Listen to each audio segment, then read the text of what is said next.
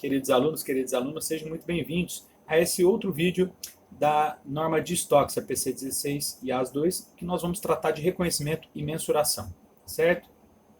Então, a primeira coisa que nós vamos tratar aqui é sobre o controle do estoque, certo? Então, como é que eu devo controlar os meus estoques? A norma diz que eu devo fazer um controle individual de itens, ou seja, identificar especificamente cada item do meu estoque, quando eles não são intercambiáveis, né, e são produzidos e segregados para projetos específicos. Então, por exemplo, se eu produzo máquinas e para cada cliente eu tenho uma especificidade da máquina, em que eu possa utilizar mais mão de obra, menos material, mais tempo do supervisor, maior número de horas máquina. Então, eu devo controlar individualmente para que o custo de cada uma delas seja identificado corretamente. Agora, quando eu tenho produtos, né, em que eles são intercambiáveis, ou seja, que eles tenham natureza para usos semelhantes, né, por exemplo, imagine uma fábrica de bebidas, né, que fabrica milhões, todas iguais. Então, para essas já faz mais sentido utilizar lá o PEPS, ou custo médio ponderado, tá certo? E o EPS? O EPS não é aceito pela norma. Por que o EPS não é aceito pela norma? Porque entende-se que o EPS é só uma maneira de você fantasiar o controle do seu estoque. Porque, em geral, as empresas não fazem um controle físico dos seus estoques para o EPS. Em geral, ela faz um produto e vende aquele. Em geral, é o primeiro que entra, o primeiro que sai. Às vezes, como ela tem várias unidades, às vezes não acontece isso, né? Ela manda os que ela fez hoje para uma unidade, aí manda os que ela faz no segundo dia para outra unidade, e o da segunda unidade vende antes do primeiro. Então ela consegue, talvez, ali controlar tudo de um lugar só, talvez por uma maneira que média móvel ponderada se acerta melhor com o modelo que ela está tratando ali, com os sistemas que ela tem disponíveis, tá certo? Mas se ela conseguir controlar bem, o PEPS é o melhor. Agora, tratando aí, a gente falou muito do valor realizável líquido, comparando com o custo. Mas o que é o custo? Então, o que entra no custo dos estoques? O custo do estoque entra o preço de compra, os impostos de importação, todos os outros tributos, exceto os recuperáveis. Então, se a empresa, por exemplo, tem PIS/COFINS lá na modalidade não cumulativa, se ela tem lá ICMS, né, ela está no regime periódico de apuração e ela destaca ICMS, né? Então, esses não contam. Se ela é uma indústria e comprou com IPI, aí depois ela vende com IPI, ela também deve destacar, então esses não entram. Custo de transporte, seguro, manuseio, outros custos diretamente atribuíveis à aquisição de produtos acabados, materiais e serviços. E aí eu devo abater descontos comerciais, qualquer outro tipo de abatimento, outros itens semelhantes que devem ser deduzidos na determinação do custo de aquisição. Então tudo isso eu junto e chego a um valor. Tá? Então, esses são os custos de aquisição, tá certo? Além dos custos de aquisição, eu tenho os custos de transformação, que são aqueles relacionados à produção daqueles estoques. Então, eu posso ser aqueles custos diretos, né, mão de obra, matéria-prima, ou aqueles que são indiretos, que são alocados por meio sistemático, por meio de rateios, tá? Sejam eles fixos ou variáveis. Então, o custo dos estoques são os custos de aquisição, mais os custos de transformação, mais qualquer outro custo incorrido para trazer os estoques à sua condição e localização atual. Tá? Uma coisa importante que a norma diz desse custo fixo, né, é que a gente deve alocar o custo fixo indireto na razão da capacidade normal de produção. E o que é essa capacidade normal de produção? É a média que se espera atingir ao longo de vários períodos em circunstâncias normais, tá certo? Para isso, eu levo em consideração a parcela de capacidade total que não é utilizada. Por exemplo, manutenção preventiva. Então, se, por exemplo, eu paro 15 dias do ano para manutenção preventiva, então eu devo descontar esses 15 dias da minha capacidade normal. Ou empresas que têm férias coletivas. Então, ela para lá 20, 25 dias, mas ainda vai estar incorrendo em custos. Esses valores de férias coletivas, esses custos fixos que estão lá, não devem ser alocados para esse mês que não tem produção, mas sim aos outros meses em que se teve produção. Tá? Ou outros eventos semelhantes que são considerados normais para a entidade. Então, essa é a questão da normalidade aqui. Tá? O nível real de produção pode ser usado para se aproximar da capacidade normal. Tá? Então, quanto que... eu tenho uma capacidade lá de 36 mil produtos por mês, mas isso só ocorreria se eu usasse 3 turnos. Mas eu só uso 2 turnos, então eu vou utilizar, por exemplo, 24 mil. tá? Ao invés de ser os 36 mil que é a capacidade que dá no máximo, mas eu tenho que usar 3 turnos, mas eu só uso 2. Tá? Assim, o valor do custo fixo alocado a cada unidade produzida não pode ser aumentado por causa de um baixo volume de produção ou ociosidade.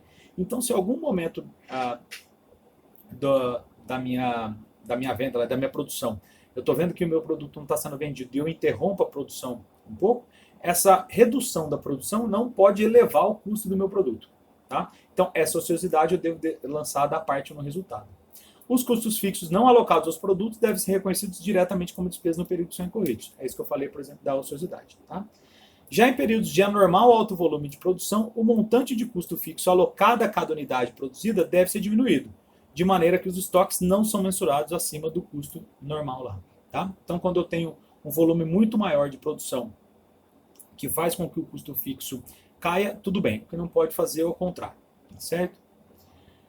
Então, os custos fixos aqui eles são lançados aos estoques por critérios de rateio, considerando a capacidade normal de produção. Já os custos variáveis, eles são atribuíveis diretamente. Tá? E aí, esses custos fixos que não são alocados aos produtos, eles devem ser reconhecidos como custo de ociosidade na DRE. Tá? Então, como eu disse lá, né, como fazer como férias coletivas. Então, nesse período não tem produção, mas ainda tem custo fixo. O que você deve fazer? Lançar os valores desse mês nos outros 11 meses que tiveram produção normal, por exemplo. Tá? Então, vamos supor que a empresa dá férias coletivas em janeiro. Os custos fixos de janeiro são lançados nos outros meses, mês a mês aqui, de fevereiro a dezembro. Tá certo? Outros custos que ainda podem ser colocados ou deduzidos dos estoques. Né? Então, devo considerar o modo que eu financio o bem no custo dele. Tá? Então, por exemplo, quando eu tenho compras a prazo. Tá? Sempre que eu tenho uma compra a prazo, eu posso ter um componente de financiamento e eu não devo registrar o valor que eu paguei por ele, mas sim o valor que eu pagaria à vista. Tá certo? E a diferença entre o preço que eu pago à vista e a prazo, eu lanço como resultado na DRE na despesa financeira. Tá? Se, por exemplo, eu faço uma compra, eu vou pagar, o meu fornecedor fala assim, você pode pagar o preço hoje à vista daqui a um ano. Tá? Mesmo quando não existe essa diferença de preços, que o fornecedor fala que não, né? O que é muito comum nas praças de comércio, para angariar clientes, não, você não vai pagar juros e tal, você deve obedecer à norma de ajuste a valor presente, né? E se houver efeito relevante, também fazer o ajuste a valor presente disso e trazer a valor presente, de modo que vai diminuir o valor do seu estoque, tá certo? E a diferença, obviamente, é lançar em despesa financeira. Tem um outro modelo também, que é quando eu pego empréstimos para produzir aquele meu estoque, tá? Então, esse é o caso lá da norma CPC 20, o custo de empréstimo, tá? Ele adiciona o valor ao estoque, mas ele deve ser um ativo qualificável. O que é um ativo qualificável lá para essa norma? É um ativo que demanda um tempo substancial para ser produzido.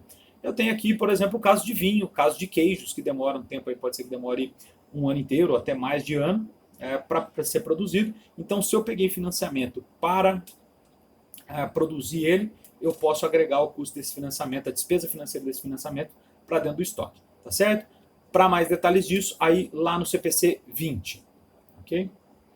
A norma ainda traz uma outra questão aqui, que é dos custos conjuntos. Tá? Então, quando eu tenho custos de transformação de produtos, então, por exemplo, aqui eu tenho uma madeira que eu vou fazer mesa, cadeira e me dá serragem. Tá? Então, a mesa e a cadeira, quando eu não tenho uma maneira, se eu não tiver uma maneira de identificar, eu posso atribuir essa proporção de madeira pela receita, por exemplo. Tá certo? E quando eu tenho, por exemplo, um custo, eu tenho um subproduto que eu consigo vender, por exemplo, a serragem da madeira. Passou um circo na cidade, estou vendendo a serragem. Né? Então eu mensuro essa serragem pelo valor líquido de venda e deduzo do custo principal. Vamos supor que o meu custo principal seja a mesa. Tá? Então eu pego esse valor que eu vendi, né? O valor que eu recebi lá do circo, e deduzo do custo da mesa. Tá certo? Coisas que não são custos, tá? Então, valor anormal de desperdício de materiais, de mão de obra ou outros insumos. Isso é perda, não é custo, tá? Gasto com armazenamento depois do produto pronto, exceto se for aquele produto, se for um armazenamento durante o processo produtivo entre uma fase de produção e outra, tá? Despesas administrativas também não são reconhecidos como custo e deve virar despesa, né? Exceto se tem alguma coisa que contribui para trazer o estoque ao seu local, tá? por exemplo, se eu tenho algum despachante, né, que eu importo alguma mercadoria. Ele é um custo, ele é uma despesa em geral administrativa, mas ele entra para dentro do custo porque assim aquele despachante eu não faço o desembaraço aduaneiro e não trago isso aqui para dentro. Tá?